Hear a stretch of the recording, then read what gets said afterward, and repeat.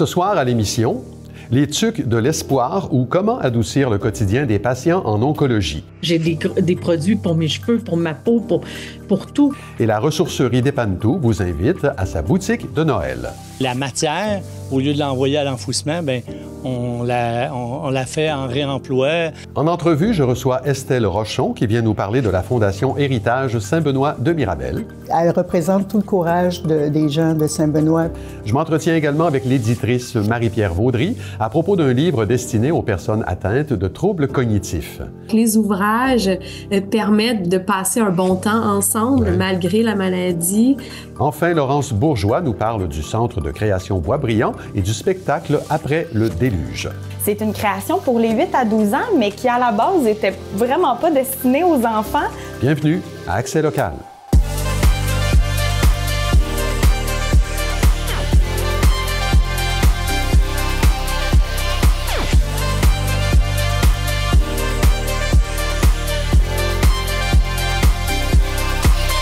Jeudi 24 octobre 2024, bon début de soirée. C'est Claude Desjardins en compagnie de Clara Maté-Jonet. Bonsoir, Clara. Bonsoir, Claude. Clara, il y a un très beau projet qui a cours depuis quelques années dans les Laurentides. Ça s'appelle les Tucs de l'espoir. Vous avez préparé quelque chose pour nous. Oui, Claude, c'est Nancy Thibodeau, citoyenne de Saint-Hippolyte, qui porte ce projet, donc les Tucs de l'espoir, qui offre des paniers aux personnes suivant des traitements en oncologie. Madame Thibodeau et son équipe travaillent fort tout au long de l'année pour rassembler des produits, des items pour garnir ces paniers. Cet été, pour notre émission d'actualité l'hebdo, j'ai réalisé un reportage où on voyait les dessous de la préparation de ces sacs et maintenant c'est l'automne et on en est à la saison de la distribution de ces sacs. Nancy Thibodeau nous explique comment se déroule la préparation qui précède la distribution de ces paniers. Les donateurs, les artisans, les grandes compagnies pharmaceutiques, cette année, ils se sont tous rassemblés, même les madames qui tricotent, les cercles de fermières. Puis là, on a tout récupéré ça. Fait qu'on se met une gang, dans le fond, la fin de semaine. On remplit la maison avec des espaces où mettons, là, il y a toutes les chandelles, là, il y a toutes les revues, là, fait qu'on remplit tous les sacs partout dans la maison, puis on remplit tous nos camions complets pour pouvoir aller distribuer ça aux gens. Cette année, ce sont 1000 paniers qui sont distribués dans 17 hôpitaux à travers la province. Racontez-nous, Clara, les origines de ce projet. Alors, Mme Thibodeau était même patiente en oncologie. Elle a aussi perdu des gens très proches d'elle du cancer. Elle a eu l'idée, il y a de cela 5 ans, de confectionner des tucs colorés et à son image pour les patients des hôpitaux de sa région. Son initiative a pris de l'ampleur. Elle a inspiré les gens autour d'elle et tout plein d'organismes, d'individus et même de compagnies ont décidé de l'aider dans sa mission. Maintenant, la valeur de chaque sac s'élève à 850 $. Alors, à l'intérieur, on y retrouve toutes sortes de produits, une tuque, bien entendu, mais aussi des soins pour la peau, spécialement pour les personnes suivant les traitements en oncologie, des cache-cou ou des chaussettes pour tenir chaud, des jeux, il y en a vraiment pour tous les goûts. L'objectif, c'est d'apporter un peu de bonheur aux personnes qui traversent un mauvais moment. On écoute à ce propos Mme Thibodeau. On donne les sacs partout, à toutes les chaises. Comme je leur dis toujours, on est ici pour vous donner un petit 2 minutes de repos parmi votre journée qui est plus plate aujourd'hui. Fait que prenez le temps de regarder tout ce qu'il y a dans les sacs, puis oubliez que vous êtes ici, puis profitez-en. Fait que ça fait beaucoup de bien. Puis les gens, ils disent que c'est moi qui leur apporte de quoi, mais c'est plus le contraire. Dans mon cas, c'est plus eux qui m'apportent le courage de continuer parce que c'est tous des gens exceptionnels là, qui sont là. Et donc, en ce moment, on est à l'étape cruciale de la distribution des paniers. Oui, tout à fait. Cette semaine, Mme Thibodeau s'est déplacée à l'hôpital de Joliette pour remettre ses sacs ainsi qu'à Laval. D'autres paniers seront remis à la fin de la semaine à Mont-Laurier et à Rivière-du-Loup. Plus tôt ce mois-ci, Mme Thibodeau a remis des paniers aux patients des hôpitaux de la région. Toutefois, le CIS des Laurentides a refusé les paniers des Tucs de l'espoir cette année. Mme Thibodeau et son équipe sont donc allées directement à la rencontre des gens. Ça donne des moments très émouvants. Mme Thibodeau nous fait part d'un témoignage qu'elle a reçu. J'ai eu un message d'une dame cette semaine que j'ai trouvé extraordinaire, là, m'a fait pleurer.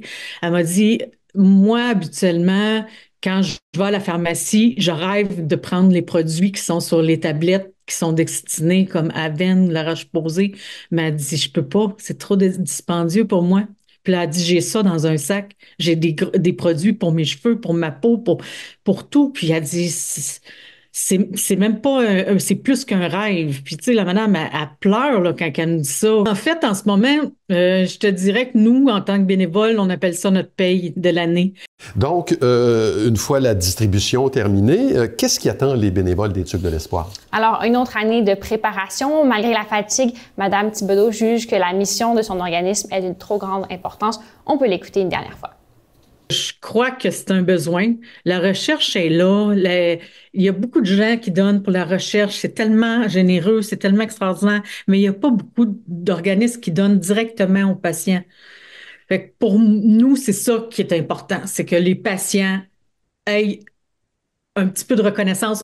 Merci Clara. On se revoit plus tard dans l'émission. Il sera question de la boutique de Noël de Dépantou. À plus tard, Claude.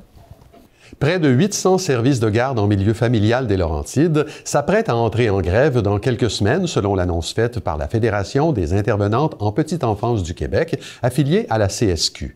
Sans convention collective depuis 18 mois, les intervenantes en petite enfance dénoncent un gouvernement qui, disent-elles, négocie sans conviction.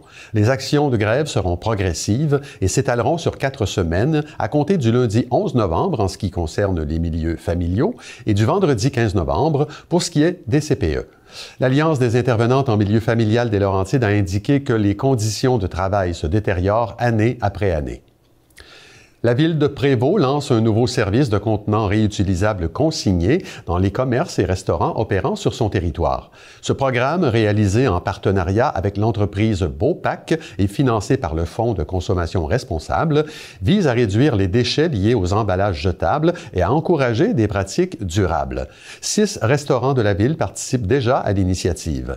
Le maire, Paul Germain, souligne l'importance de cette étape menant vers une consommation plus responsable et pour la sensibilisation des citoyens à la réduction des déchets alimentaires. La Fondation Héritage Saint-Benoît de Mirabel poursuit sa mission de restaurer l'église locale, un bâtiment patrimonial construit en 1853. L'organisme annonce la tenue d'un événement bénéfice en présence du groupe musical Les Bois-Francs le samedi 16 novembre. La présidente de la Fondation, Estelle Rochon, est avec nous pour en parler. Bonsoir, Madame Rochon. Bonsoir, Monsieur Desjardins. La Fondation que vous présidez a été créée en 2005 et au cœur de votre mission, il y a cette volonté de préserver un bâtiment qui apparaît au répertoire patrimoine culturel du Québec. C'est peut-être un peu moins connu, mais elle a de l'histoire, cette église-là. Oui, elle a vraiment de l'histoire, puisqu'on remonte aux troubles de 1837, ouais. À la rébellion des Patriotes et des Anglais. À cette époque, elle représente tout le courage des gens de Saint-Benoît, puisque à cette rébellion, tout le village et l'église complète a été incendiée. Ouais. Et les résidents, ils sont repris en main et ont rebâti leur église quelques années plus tard sur les mêmes fondations avec les mêmes pierres. Fait que c'est quand même du courage parce que c'était une grosse chose parce que vraiment tout le village au complet avait été incendié. Oui, puis ça c'est une chose qu'on connaît moins parce que quand on parle des Patriotes, on réfère beaucoup à Saint-Eustache, mais il y avait, en fait, ce que j'ai appris, moi, c'est que le chef-lieu des Patriotes, c'était vraiment à Saint-Benoît. C'est là qu'ils se réunissaient, ce qui explique que les troupes de Colborne ont dévié vers Saint-Benoît après la bataille de Saint-Eustache. Donc, tout le village y a passé. On a entrepris la reconstruction de l'église 16 ans après les événements. Pourquoi ça a été aussi long? Bien, parce qu'entre-temps, ils ont pris sur un autre terrain une petite bâtisse, puis ils en ont fait le chapelle, les églises temporaires. Il y avait pas...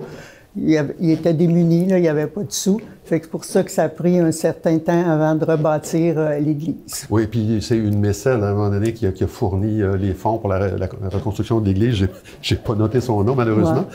Mais bon, je disais que l'église est inscrite au patrimoine culturel du Québec. Ça ne lui donne pas un statut particulier. Ça n'assure rien. Ça n'assure pas sa préservation. Et c'est là que vous avez un rôle important à jouer comme fondation. Comment est-ce que vous le jouez, ce rôle-là? Comment qu'on joue ça? Fait que premièrement, on est là justement pour préserver cette église-là qui a une très grande valeur à nos yeux. Puis, on a décidé de faire des spectacles bénéfices. C'est un de nos choses principales. Fait que, maintenant, on a fait jusqu'à 3 par année, après ça 2, là on en fait 1 par année, puis on fait d'autres activités aussi. Pourquoi les spectacles? C'est parce que notre église a un son remarquable.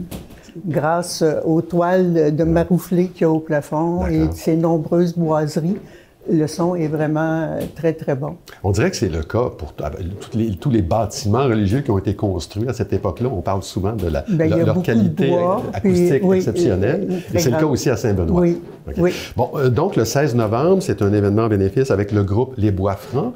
Qui sont-ils et qu'est-ce qu'ils vont faire le 16 novembre? Les Bois Francs, c'est un groupe qui a vu le jour il y a quelques années et depuis 2 ans, c'est un groupe des Basses-Laurentides. Des amoureux de la musique québécoise qui ont décidé de présenter qui roule le boss avec ce spectacle depuis 2 ans à travers le Québec. Qui est un hommage à Beau Dommage et Harmonium. Harmonium et Beau Dommage. Fait que des belles chansons. Hein? Nous aurons droit à 2 heures de vraiment belles chansons. Oui, j'ai entendu ce que ça donne et ils sont vraiment très bons.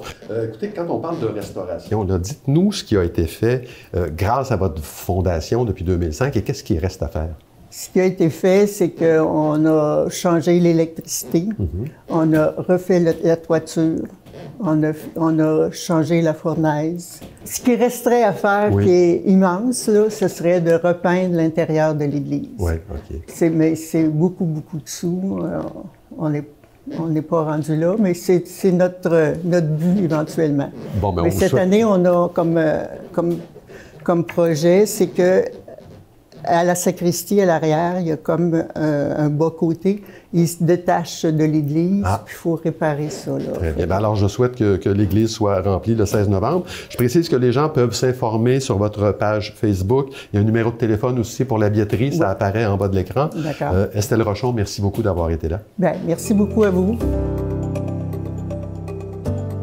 Les Torrents de l'Université du Québec en Outaouais inaugureront leur première saison à Saint-Jérôme ce samedi 26 octobre à 19h30.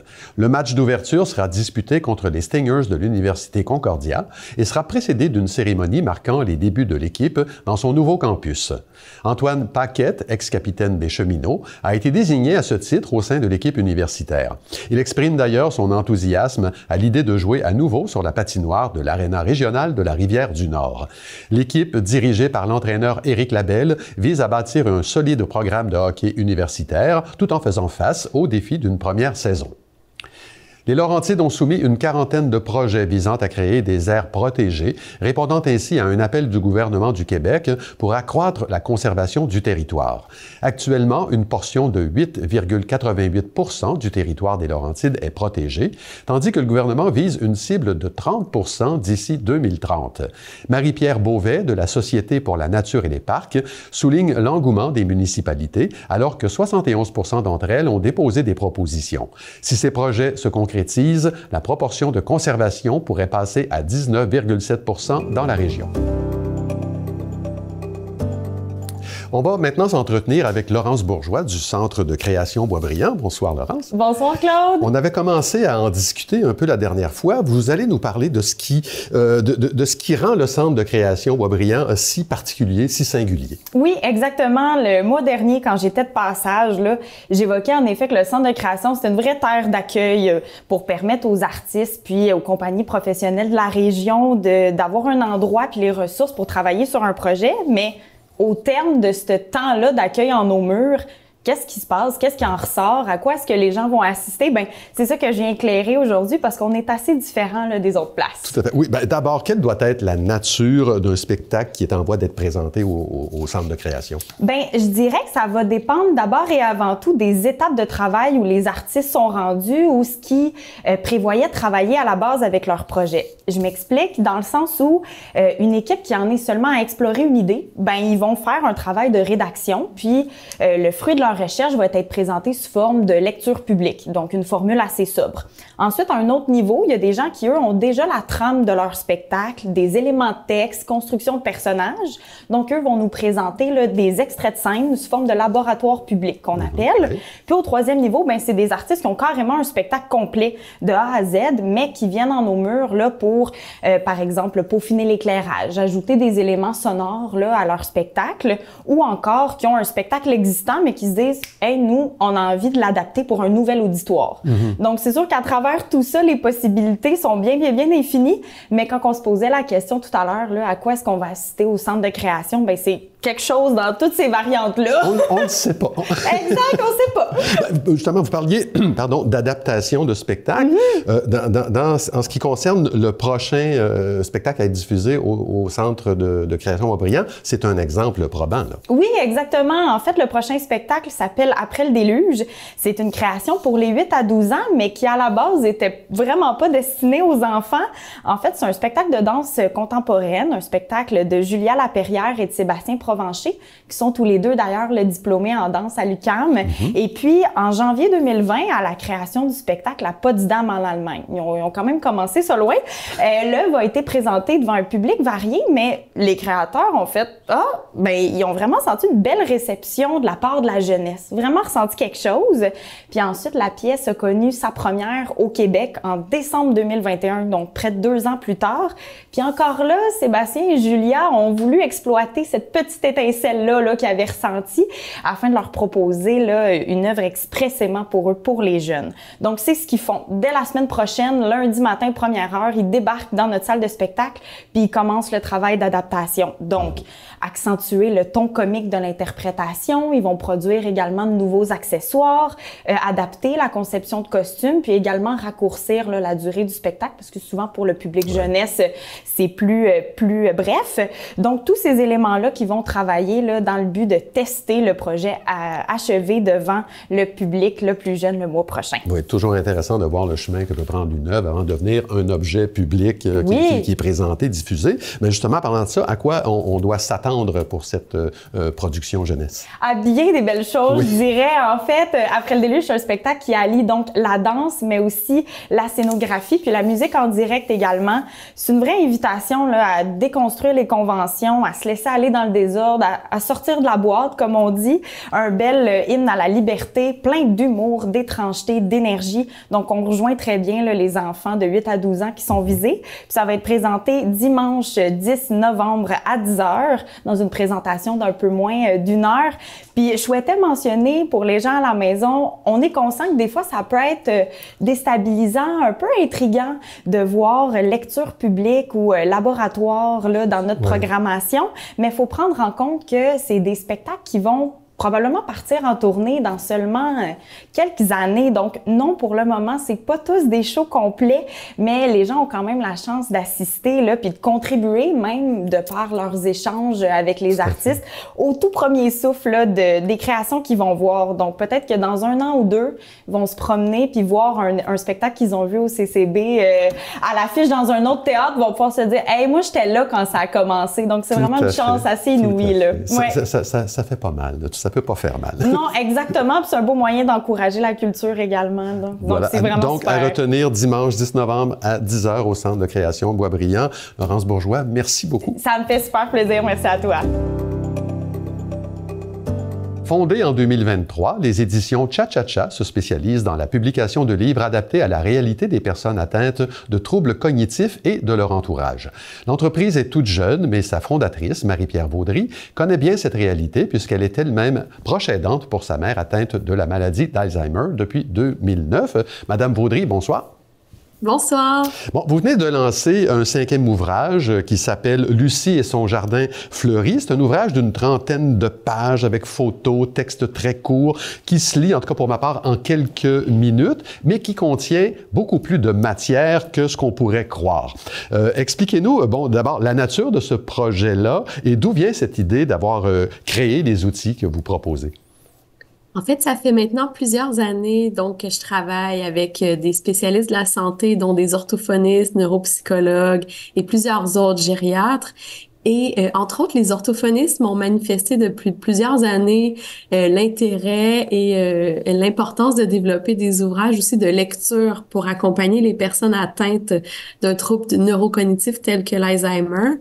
Et aussi, moi, comme proche aidante, ma mère qui avait l'habitude de lire un roman par semaine, et rapidement, je l'ai vu qu'elle n'était plus capable de faire cette activité-là, ce passe-temps-là qu'elle adorait. Donc, en fait, j'ai essayé moi-même de trouver des livres adaptés pour elle de lecture, mais malheureusement, c'était que des livres pour enfants que je trouvais, donc des courts textes avec une image. Et donc, cette année, enfin, j'ai pu réaliser ce souhait-là de développer une gamme de livres de lecture pour les personnes atteintes d'Alzheimer. Donc, ça veut dire des livres qui vont être encore capables de lire avec des histoires simples, avec un personnage. Le récit n'est pas complexe.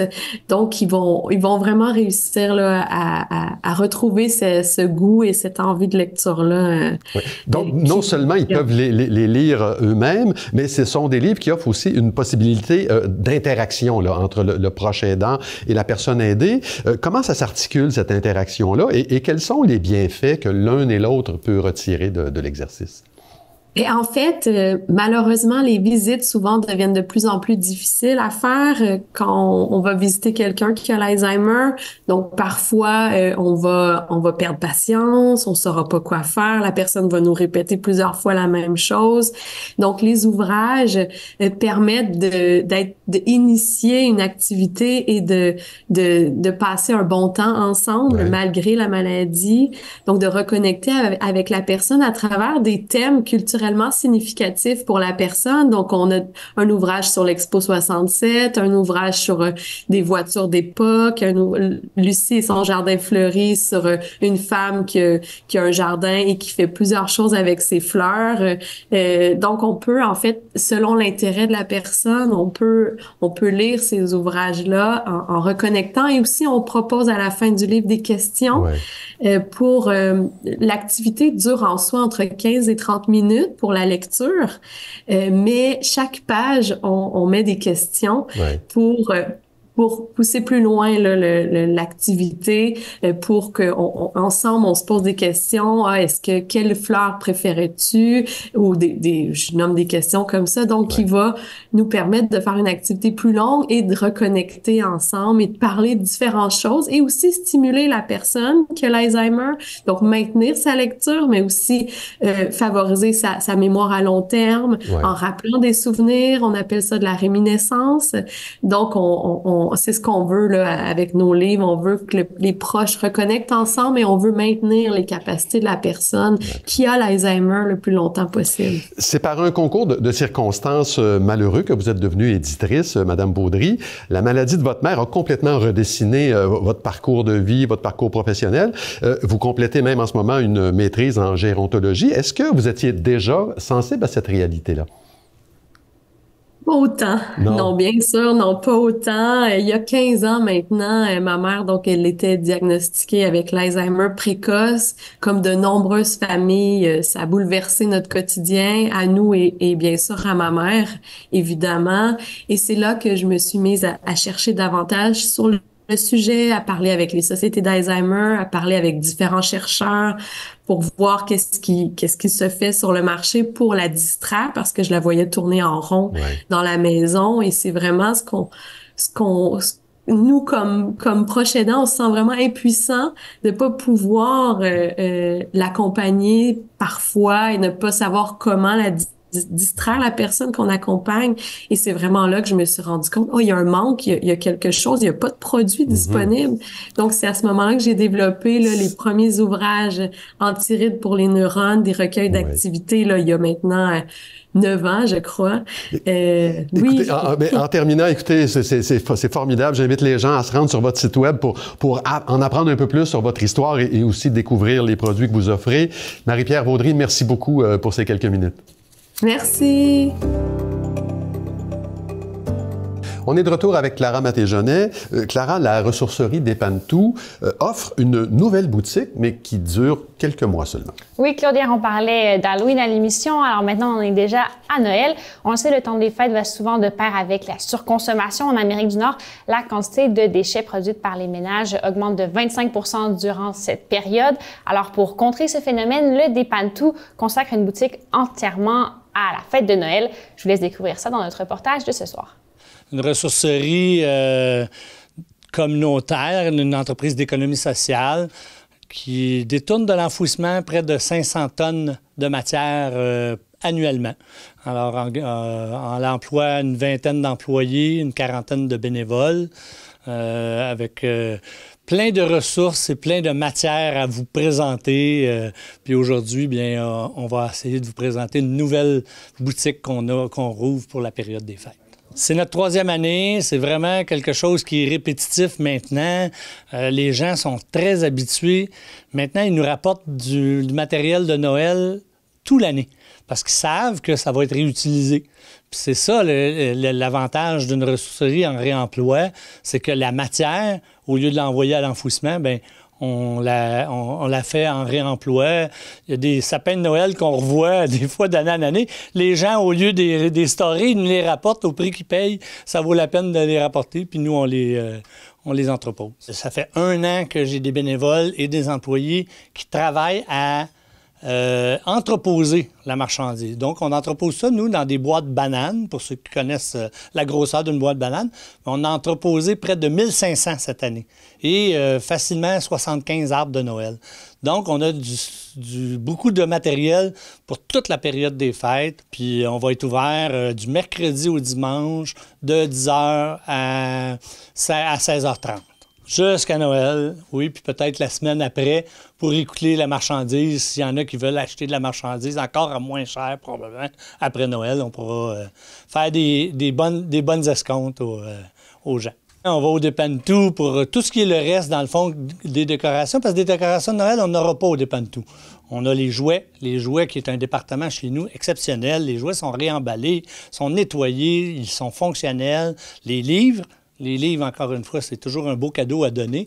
Puis, tu sais, aujourd'hui, faut penser à réemployer nos choses au lieu de consommer du neuf. On produit aujourd'hui à travers le monde beaucoup trop de matière.